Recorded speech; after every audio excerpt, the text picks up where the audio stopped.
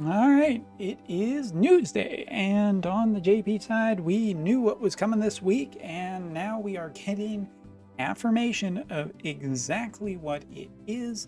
So here we go, Valentine's Day unit, and I think that Globalers, this should be noteworthy because I would expect that this unit is coming over to Global this week. If it doesn't, well, then I just don't know when this unit's going to show up. I don't know.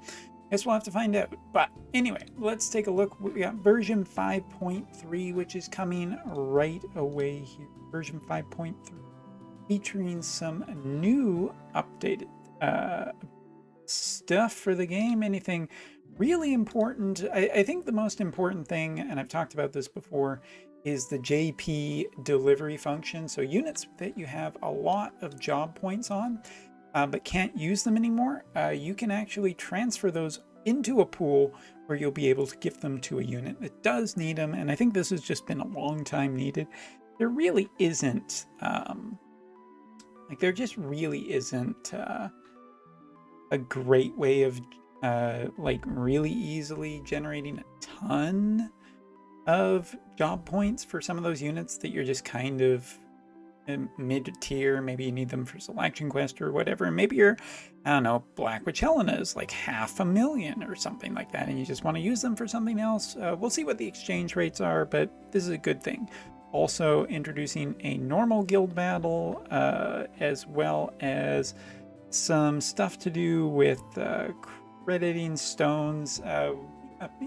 A fairly small update. I think we'll see bigger updates later. All right, next up, as you can see, we are going to have just a change. This new map is focused on fire units. So fire units are getting the big bonus. That's of course to do with our brand new unit that's coming to the game. Going to be a pickup match happening as well. And as you can see, we're getting a summon gauge boost, so that will be the thing, I guess. Pickup matches, I'm not super familiar with, so it's just kind of okay. Again, new arena map. This is the one with fire bonus. And more interestingly is the Raid Revival is coming back.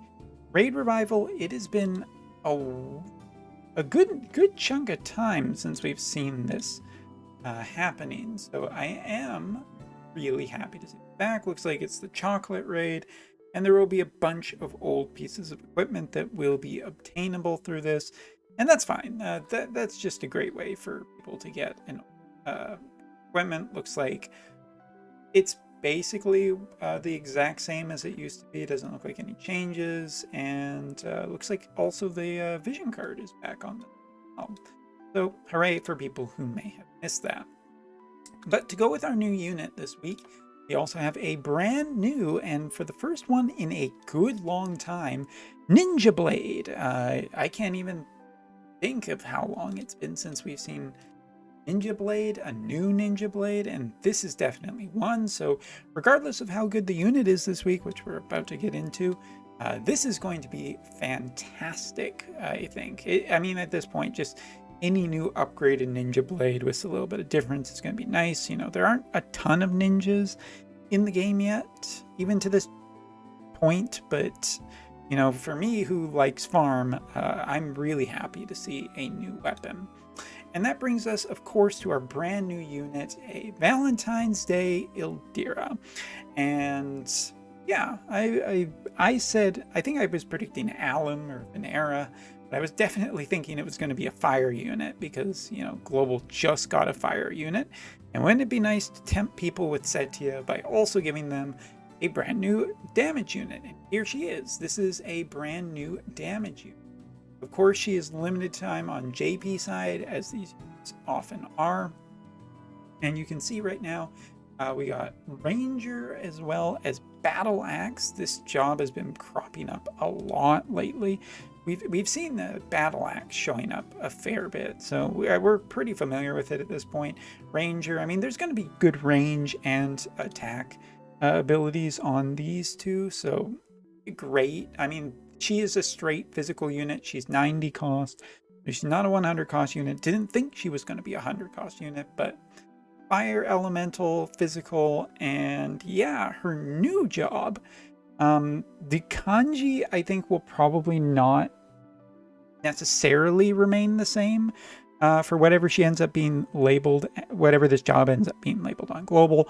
There were some people who were early on talking about it was spy or possibly scout. The kanji that I checked basically pointed it as detective, which is kind of funny because at the beginning of the month we had Leela, who I was calling Detective Leela, and now I don't know. I still feel that this will probably be scout or something on the global side when it shows up, but for as far as I can tell, without some finesse or explanation, seems to be detective.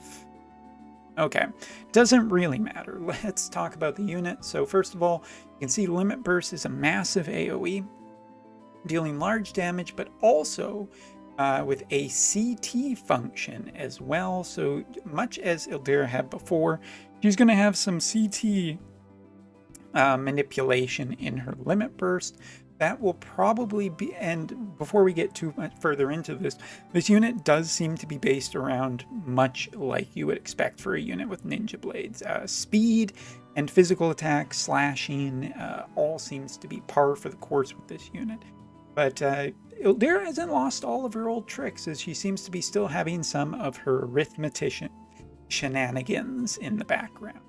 From there, she also has an ability that is dealing medium damage. It has AoE, and it has the darkness status effect. So we could see more status effects in this unit's kit. It is a brand new unit, and recently we've seen more status effects popping up in recent units. So I would expect that we're not only maybe going to see the darkness, she is classified as a front lines attacker, so maybe we'll see paralysis, berserk. Berserk is usually pretty common in a fire unit, and I think it could be really possible here.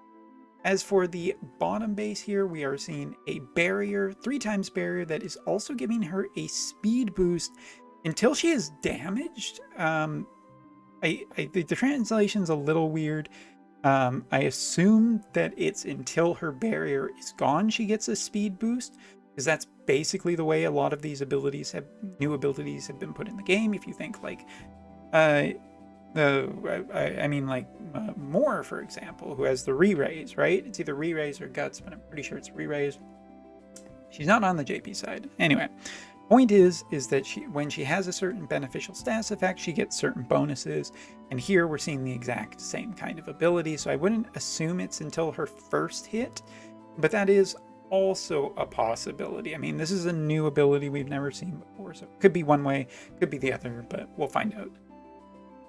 Now, as for the rest of the unit, master abilities giving her attack up, as well as AP consumption down, so she might be a very, very self-reliant unit, not needing bells at all. But what do I think of this unit? Well, fire is not in a great place. I still think it has bad matchups for water, but recently on the JP side, a lot more variety of teams are showing up. There's, I would say that the meta share has moved away from what felt like 40% water, 40% light, and now we're seeing a mix of dark, we're seeing a mix of wind, we're seeing a lot of different elemental teams. So I think that she has a spot here.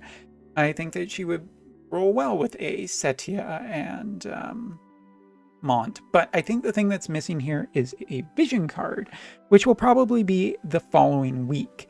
And that's the thing. Fire needs some new vision cards. It really needs some non-limited vision cards here to really bump it up. And I would assume that with a fire physical unit, that's the vision card we'll see next week. It's just kind of what combination we're going to get on that. Short of the Crystal Chronicles card, fire offense feels pretty lacking. So it would be nice to see something enter the pool. It would even be nicer if that vision card was not limited, but on the JP side, I'm expecting this limited. As for the unit and the vision card on global, the vision cards are usually not limited. Character could go either way. We'll have to wait and see, but makes a lot of sense with this character showing up now with her element and everything, because on the JP side, there's a little more movement to potentially work a fire character in and have fire teams be useful again. And in against, like, for instance, for global, just partnering up with Forsetia users and really hitting them with a character vision card and now another character vision card, all limited or mostly limited, is pretty rough, because globalers also next week still theoretically have the Brachiosaurus card too, which is Setia's summon 100%. Like, this is just like with Joom. You're going to need this if you're going that way. Anyway, so yeah, that's the news such as it is. If you're interested in the character, I know there is definitely popular, long time running popular character. So are you going to pony up the resources and potentially get her, or are you just going to wait and see what happens at the beginning of March, which is coming up shortly, and Global is having its 2nd anniversary very soon. A lot of high tier characters. Also, to close out the video, apparently something that I missed in terms of the new Wind SSR unit, or Wind MR unit, is that her job level 25 ability can cancel out Runic on Celeste, which is very interesting that she can do that. It was a, at the time, unlisted bonus from on Wotv Calc, so I missed that. Apologies. Obviously really ups her value. Question is whether you're going to take an MR unit, but I would assume that that ability will eventually, in the near future, make its way onto potentially a UR tier. Anyway, so yeah, let me know what you think of this new Ildira. Whether or not Wobblers are hanging on resources for fire on fire. Thanks for watching. See you next time.